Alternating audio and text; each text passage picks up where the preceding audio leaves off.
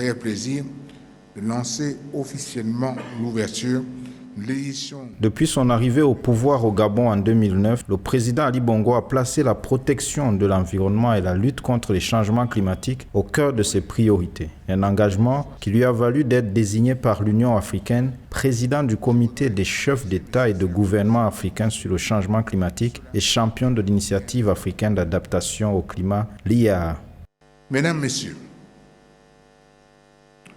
comme vous le savez, les problématiques environnementales ont toujours été au cœur de mes réflexions et j'ai décidé de les matérialiser dès 2009.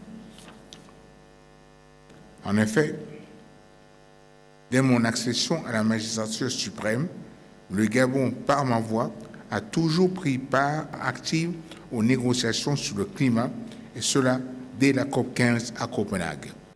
Lancé à Paris en 2015 lors de la 21e conférence des parties à la Convention cadre des Nations Unies sur les changements climatiques, l'initiative africaine d'adaptation que préside Ali Bongo vise à renforcer l'action de l'Afrique en matière d'adaptation climatique. Elle œuvre à la définition et l'application de politiques nationales et régionales. L'action du gouvernement gabonais et de son chef d'État a conduit ONU Climat à choisir Libreville pour accueillir le gratin diplomatique à la Semaine africaine du climat 2022, tenue du 29 août au 2 septembre. Un événement à relier aux performances du Gabon en matière environnementale sous la présidence d'Ali Bongo.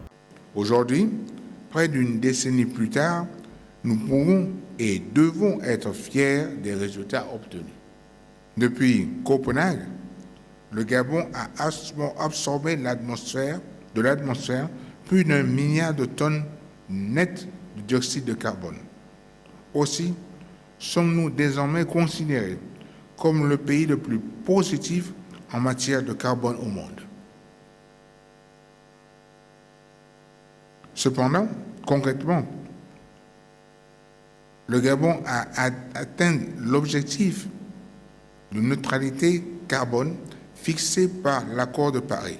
Selon les données officielles du ministère gabonais des eaux, des forêts, de la mer et de l'environnement, les forêts du Gabon, qui bénéficient d'une bonne politique de conservation, permettent de capter chaque année près de 100 millions de tonnes de carbone, l'équivalent d'un tiers des émissions de gaz à effet de serre d'un pays comme la France, un résultat à l'actif du président gabonais. Notre président, qui est un des chefs d'État, champion, déjà il est champion de l'adaptation pour l'Afrique, champion de l'initiative africaine sur l'adaptation.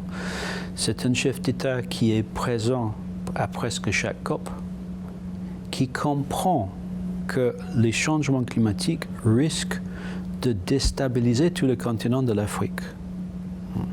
Ces changements climatiques peuvent provoquer des centaines de millions de réfugiés climatiques.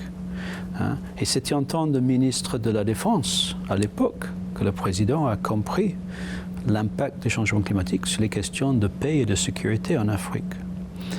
Donc, c'est facile d'être le ministre de l'Environnement au Gabon parce que le président de la République fait la moitié de mon travail et il suit tous les détails, donc je suis soutenu.